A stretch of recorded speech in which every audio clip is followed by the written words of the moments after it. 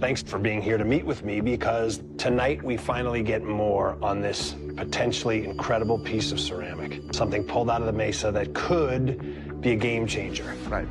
That it's a perfect opportunity to sit with you two in particular because of the amount of technology and science applied and what this huge anomaly in the mesa could be.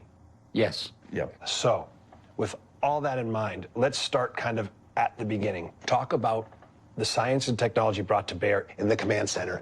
Matty, I don't think we could resist the impulse to just bring our instruments to that sample. You know, we're anxious to observe whether we see any unusual properties out right there in the field. So Eric put it under the microscope. Yeah, with my reading glasses on, I thought I was seeing a pattern on one of the pieces. Wow.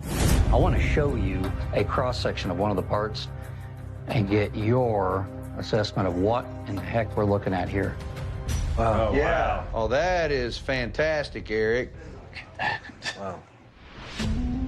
So this image here, this isn't a picture, this is actually under the microscope. This is live off of the microscope.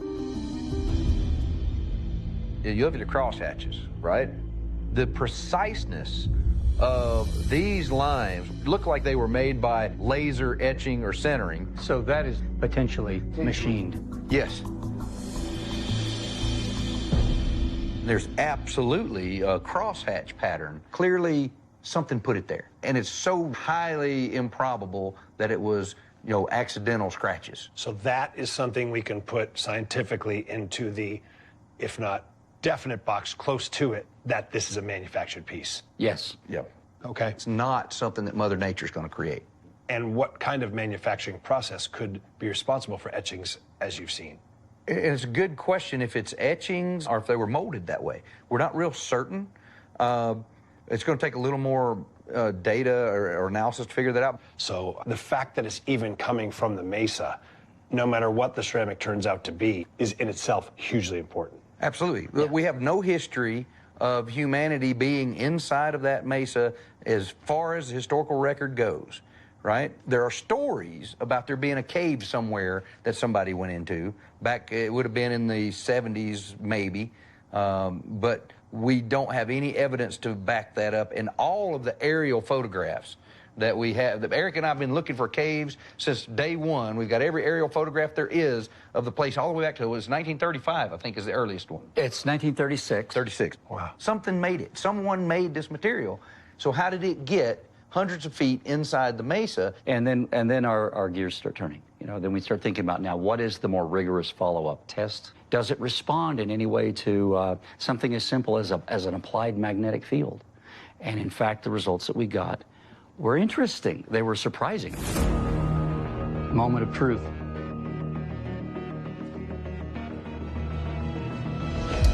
Whoa, whoa, whoa, whoa. Can you believe that? They're even magnetic. Like, I'm still trying to wrap my head. Ceramics aren't magnetic. Yeah, I want you to feel this. Watch. Oh, it's pushing against it right now. And I'm like, wait, that's ceramic. And he said, I know. And we were both like, ceramics don't do that. I was not expecting to see that little white piece of ceramic leap into the magnetic field of a permanent magnet. Oh, man. Wow. This reaction, this odd behavior with the magnet, had you guys theorizing in the moment about a superconductor, right? This is the fun part of the discussion. All right. A superconductor, describe that to me. Zero electrical resistance. A perfect conductor. Perfect flow of energy, not wasting anything. Yes. Got it. So a normal wire, as you flow energy through it, it heats up, and you lose some of the energy that gets from point A to point B on the ends of the wire.